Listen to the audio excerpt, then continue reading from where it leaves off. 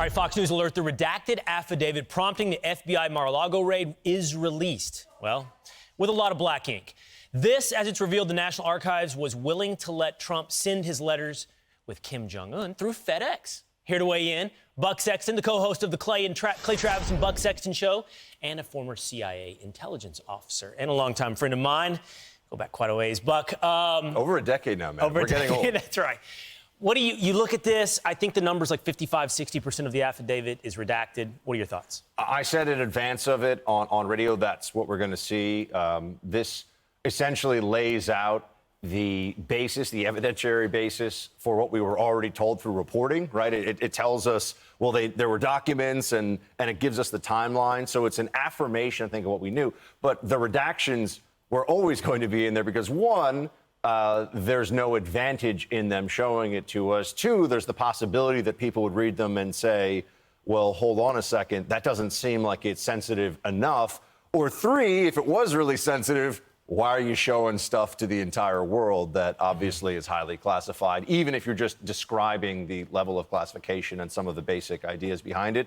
So the redactions were to be expected. I think it honestly went down with a bit of a thud because now people are saying, so what are you going to do? You expect us to trust you after what the FBI has done in recent years, recent elections?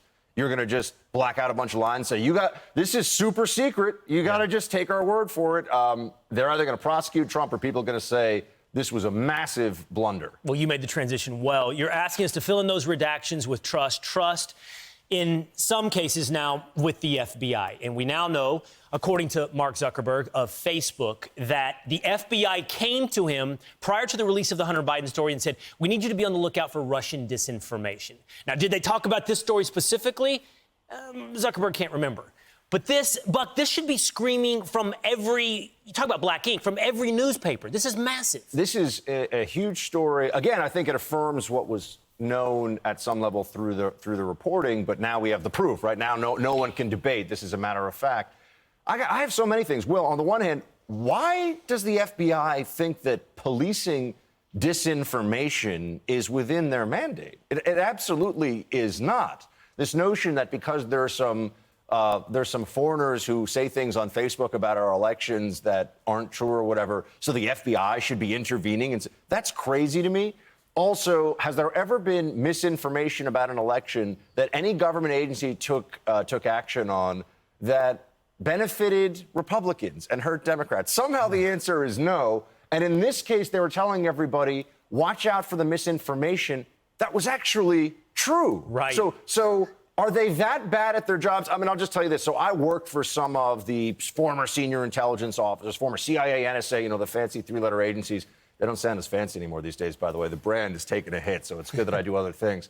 I work for some of them. When they signed that letter saying the Hunter Biden laptop was disinformation, they knew they were lying, by the way. They knew that wasn't disinformation, but they figured this is necessary to stop the gravest threat to our democracy, Donald Trump. So they're not that dumb. They are that dishonest. Yeah, willing to burn democracy. Yeah, totally. To save it, absolutely. All right, I know you're a big tennis fan. I do like tennis. You play tennis? So my main man, Clay, is the sports guy. We do have to have a little carve-out, though, because I do like tennis. Your sport. So Clay Travis loves all the sports, but tennis is the one that I play and I watch. Yeah. And you're going to the U.S. Open this week. I'm going to the U.S. Open next week, U.S. Open, yeah. Which will not feature Novak Djokovic because he is he world number one right now? Or was? Because he's in and out. So basically, at this point, Federer, Nadal, Djokovic, there's this debate over the greatest of all time, the GOAT in tennis. And it's often looked at just as a function of Grand Slam wins, right? So Djokovic, he already missed one earlier this year. He could be the greatest of all time based on Grand Slam wins, but he won't get the shot. That kept him out of the Australian Open, and now it's keeping him out of the U.S. Open.